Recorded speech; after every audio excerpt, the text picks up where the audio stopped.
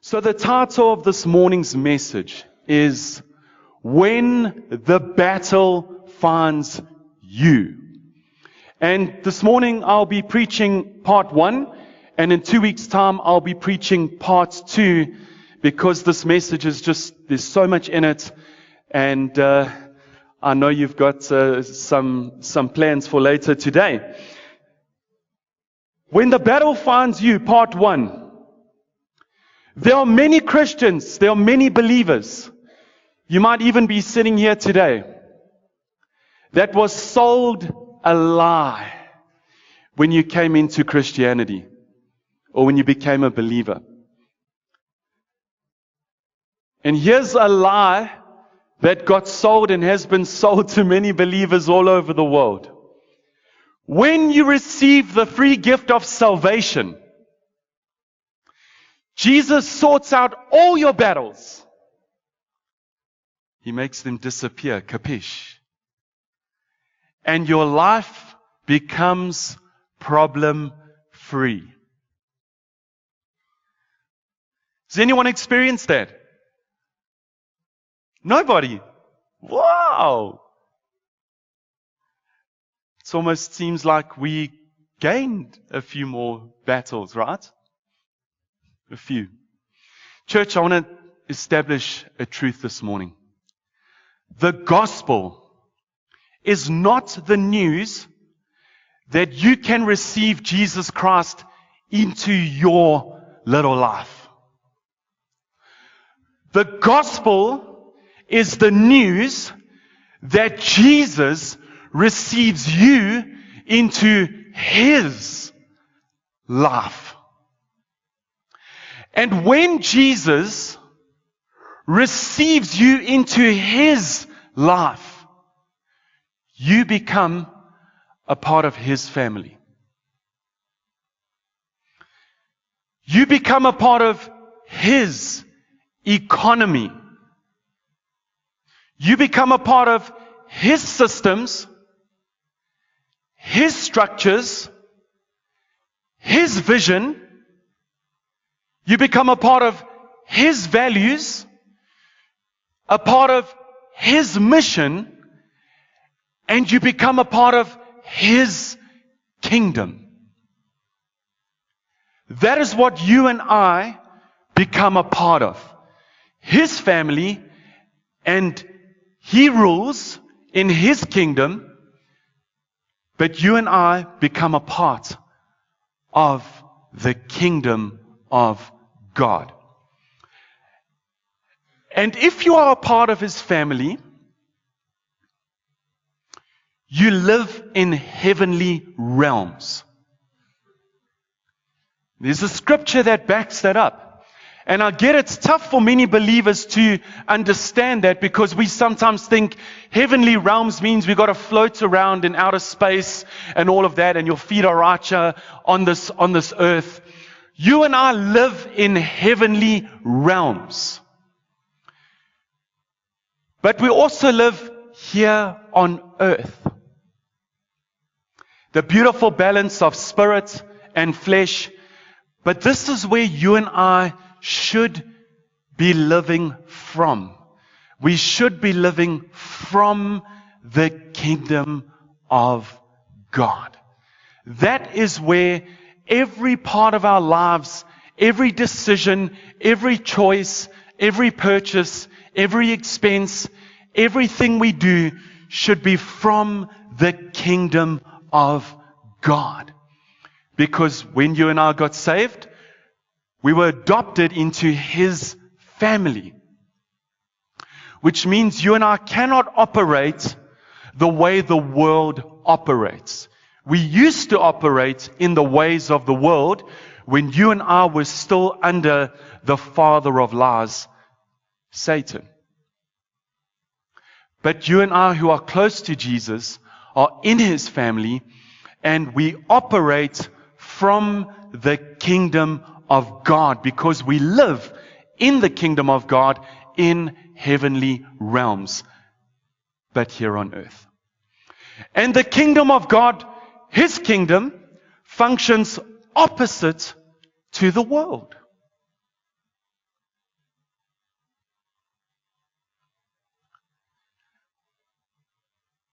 I'm going to highlight what Jesus repeatedly taught, because I don't want to focus on the values of the world and the system of the world and the structures of the world and the economy of the world.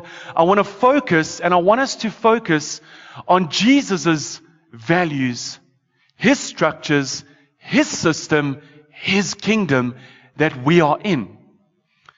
And He repeatedly taught that the last will become first. If you want to be great in the kingdom of God, you serve. Those who serve become great. Everything opposite to the ways of the world. Jesus teaches whoever loses their life will find it. The meek, the gentle will inherit the earth. Jesus teaches that the poor in spirit possess the kingdom of God.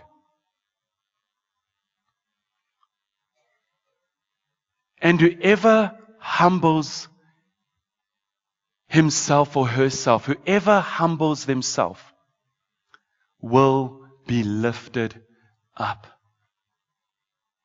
Those are just a few to mention on the vision, the values, the structure, the system, the will, and the ways of the King in His kingdom and how He operates in His family.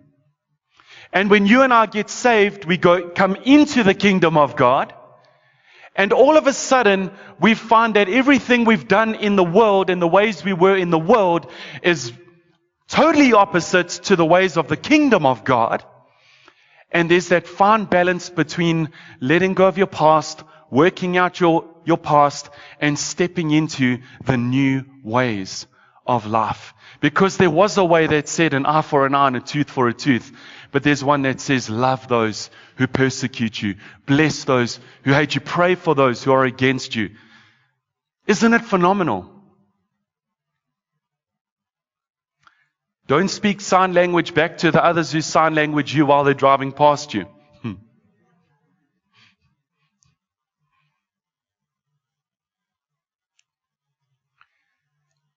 We live in heavenly realms, and this is heaven's reality. But simply understood, the kingdom of God is where God's name is hallowed and His will is followed. Turn with me to Matthew chapter 6. We're going to pick up in the prayer that Jesus teaches the disciples, the Our Father prayer. But we're only going to lean into verse 9 and 10 this morning. I'm going to unpack that a little bit. Jesus says, this then is how you should pray. Prayer is an action. Prayer is not passive. Prayer is something you do.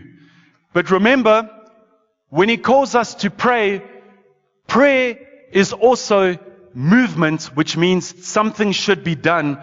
Not just putting your hands together, going on your knees into a prayer closet, or praying out loud while you're driving or wherever you are. There's action that moves with prayer, because prayer is having a conversation with God. It's communing with God. And it's not just one way, but it's also listening and God speaking back to you, telling you what to do, when to do it, how to do it, and in what measure. So Matthew chapter 6, verse 9 and 10. Says, this then is how you should pray. Our Father in heaven. Jesus is always God the Father, God the Son, God the Holy Spirit. Our number one focus. The focus is with Him wholeheartedly and primarily. Hallowed be your name. Holy is your name. Your kingdom come. Your kingdom come, your will be done on earth as it is in heaven. Your kingdom come. This is not a prayer for us to pray and say, God, take me to heaven. That's not what this prayer is about. Take me to heaven. This prayer is for God's ways, God's will, God's kingdom to invade this earth that you and I temporarily live on. It's a prayer that says, King Jesus, reign here in every space, in every place, in every heart, in every life. Because if you did not know this, in the totality of the full Godhead, in His omnipresence, there are still parts and places where the rule and the reign of God has not yet been established on earth.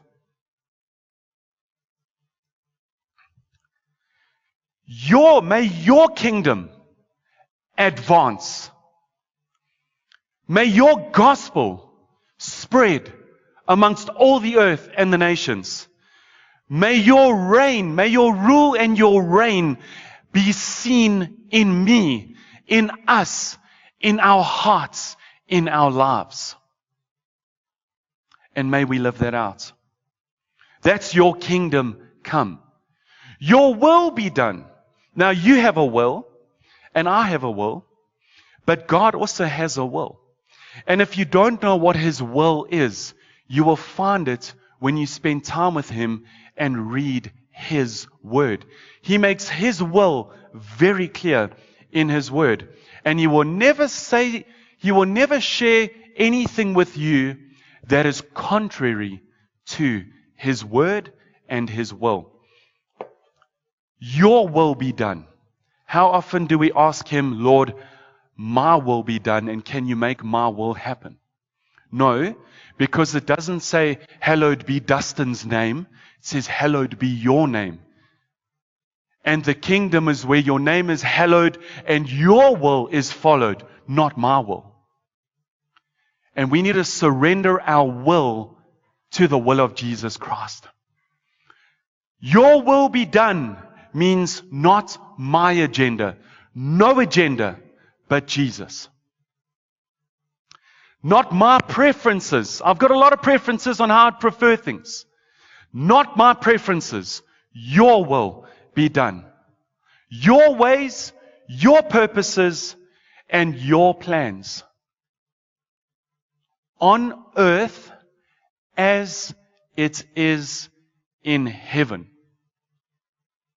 Now, automatically, this is calling you and I higher to take up our authority as kingdom citizens that live in the kingdom of God in heavenly realms, to not bow our knees to the ways and structures and systems of the world, but to rather infiltrate it with God's will, God's ways, God's purposes, and God's plans. That on earth as it is in heaven, Jesus teaches us to pray that the earth would look so much more and far more like heaven. And it's the kingdom of God. It's some of those things I described. And there is so much more that describes the kingdom of God and the heavenly realms, the will and the ways of God that we learn about in His Word. I want to ask you a question this morning, and I want to ask you to please answer this out loud. Do you think the devil and his demons want God's will here on earth? No, of course not. But we know Jesus builds His church, which means it's an ongoing building, which means the kingdom of God is advancing, and the gates of hell will not prevail. But it doesn't say that the gates won't bring resistance to the work and the advancement of God's plans.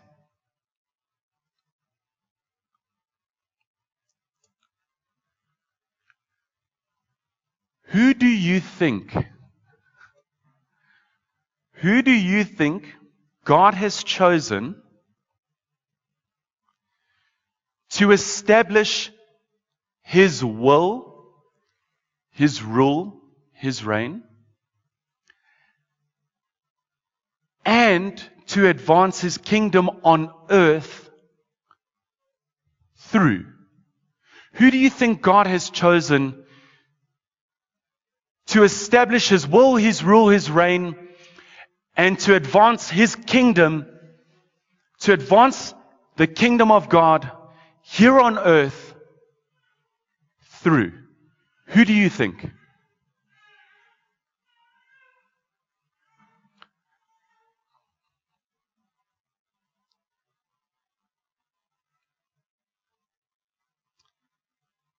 He's chosen a vehicle called the church.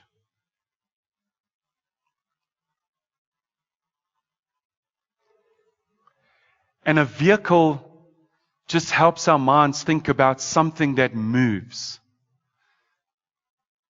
something that goes anywhere, to all the places and spaces in your home, in your work, in your friendship circles, in our community, in our nation. He has chosen not just because many believers, yes, He's chosen the church. And I'm a part of the church. So you can go. I don't have to do anything because your victories are my victories because I'm still a part of the body of Christ. And I can sit clicking through Netflix. God has chosen every single one of us. Every single one of us. There is not one person exempt from this call as an ambassador of another kingdom. Not one person. We are all chosen to advance the kingdom of God. To bring His will, His ways, His rule, His reign here on earth as it is in heaven. So if you're a front runner in the marketplace, you own a business, it's not your business, you're the manager. God is the owner, and He's got a purpose through your business. First, it's to see your staff saved. That none should perish but have everlasting life.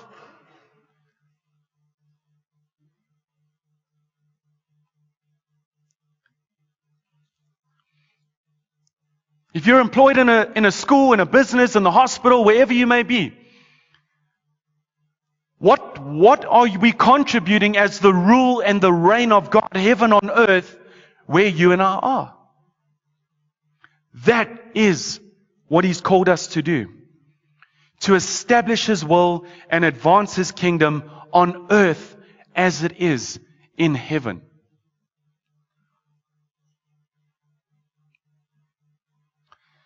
I want to turn your attention to the book of Revelation, particularly chapter 12. And I want to encourage you to bless yourself in your personal reading time and your own quiet time. And I want you to read the whole of chapter 12 and even the rest of that and read Genesis right to Revelation. But the point is chapter 12 gives you some great insight into a battle that happened and is still happening. And I want to summarize it in the following way. It's actually highlighted the woman and the dragon. Satan tried everything he could to stop Jesus before God's plans would unfold. But he failed. It talks about the chosen nation, Israel. It talks about Jesus' birth, His life, His death. It talks about His resurrection. It talks about the ascension, the outpouring of the Holy Spirit. But he failed. He could not stop. He could not stop the nation Israel. He could not stop the fulfillment of Jesus being born. He could not stop Jesus dying on the cross, his resurrection, his ascension. He couldn't stop it. He failed. Jesus came, Jesus accomplished his mission, rose again, reigns as king forevermore. And one day, every single knee will bow, and every tongue will confess, Jesus is king, Jesus is Lord. But here's what I want to draw out from Revelation chapter 12 this morning. Is you and I have a very special task. Bringing heaven to earth. Advancing the kingdom of God. But I asked you a question.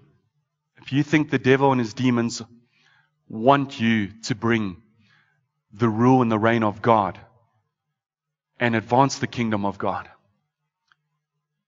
on earth. And we all said no.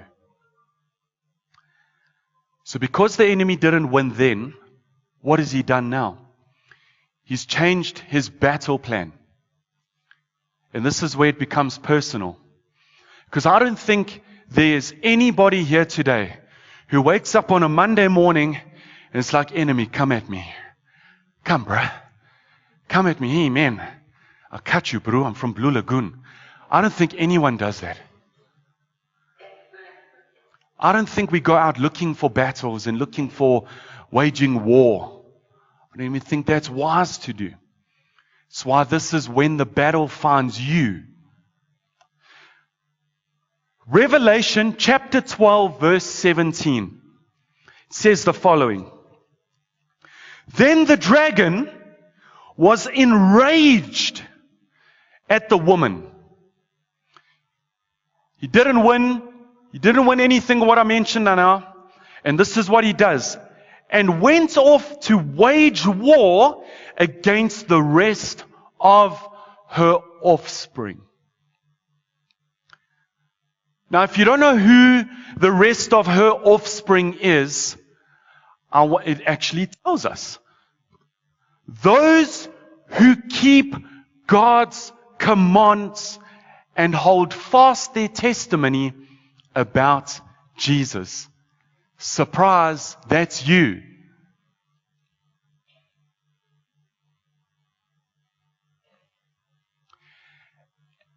The enemy has chosen a new target. He has chosen you, the very ones who are called and purposed to advance the kingdom of God, to live in heavenly realms, to live in the kingdom of God, and bring the kingdom here on earth as it is in heaven. So what does he do? He has chosen to come against you. But there are many he's not interested in because there are many Christians and believers who do nothing. So here's the encouragement. When the battle finds you, we shouldn't be surprised. When all of a sudden, I'll highlight it like this. We're busy with 3 churches, 3 transitions, 1 king. These transitions, Bridge Church, Glenridge Church in Durban, and the Rock Church in Terrace, British Columbia, where we'll be taking over, this godly move is happening in the kingdom of God. None of us have stepped outside of the will of God. But God is doing a global move. Jesus is doing a kingdom shifting. But guess what the enemy has done? He hates that Brandon, Chantal, and Jared will be coming up alongside our eldership team to take this church into great endeavors and future plans that God has. The enemy hates that Mike and Maureen are handing over to Sarah and I, and we're going as a family to a small church in a small town to continue with bigger things God has. So what has he done? He's come against the work of God. And all the enemy can do is try come against what Jesus is doing. And there have been serious battles for all churches in this situation. That's very live. But isn't it amazing to go through it with peace? And I hope that speaks as a testimony into you, whatever you are facing, whatever battle you are in. Don't be surprised when you experience resistance. But here's what I keep encouraging some of our team, and we're building there, we're finishing strong here, lots happening, we're welcoming other families. In all of this, I have constantly reminded one thing. No matter what it looks like on earth that is going wrong, in the seen realm with what we can see, we live in the kingdom of God. These transitions are happening in the kingdom of God, yes, here on earth, for the advancing of the kingdom of God. Which means God has already provided everything we need for the transitions, all three churches, all relocating, all moving, whatever it looks like, and everything in between. All resources of various kinds. It's already been provided by the King because it's in His kingdom. So let's keep our eyes focused on the only one who ever comes through for us. 1 John 5 verse 19 says, "We know that we are children of God, and that the whole world is under the control of the evil one." It doesn't say the devil owns the world. It belongs to Jesus. And God wants to see the world in His kingdom, saved, advanced. But He has given the enemy, He has permitted the enemy, who is a created person. He's not God's equal in opposite. The devil was created. Some people think the devil's got equal to God in the opposite, in the negative. He doesn't. He's created. God has given him, allowed him a certain time to do what God has allowed him to do. And that's mainly what the enemy does. And we've experienced this. I'm not here to focus on him. I'm just telling you, Jesus has overcome him. Jesus has conquered the grave. Jesus has conquered death. Jesus has buried the enemy eternally. The time will still come where he will perish. We can preach on that sometime. I don't want to go into too many details. The point is, what can the enemy do to us? So why hold back? Why withdraw? Why shrink in? Why go into an isolated space and have no one in your home, no one in your life? No, I'm just going through this thing until Jesus takes me out. No. No, let's step up boldly, courageously, give outrageously in whatever that looks.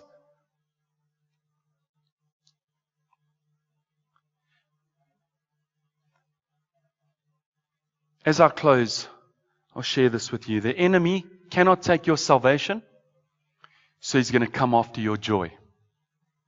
There are too many believers walking around joyless. Rejoice in all circumstances. And again, I say, rejoice. We are more than overcomers. The enemy can't change who you are in Christ. So he'll try to wear you down. If he can just exhaust you and wear you down, that's all he wants to do. He cannot stop God's kingdom. So what is he going to do to you and me? He wants to try to discourage those building it. But Jesus still reigns, and he rules, and he has a kingdom, and we're in the kingdom of God, and we're in heavenly realms, and we live in heavenly places and spaces, and his economy, and his systems, and his structures, and his purposes, and his plans for your life may become even greater, and you and I live this out on earth as it is in heaven.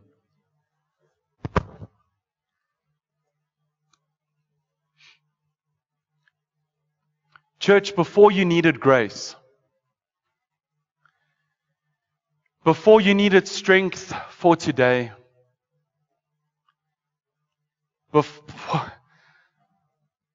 before you faced the battle you're in right now, remember this.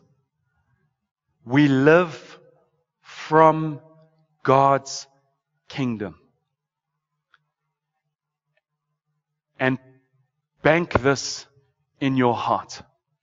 He has provided every victory.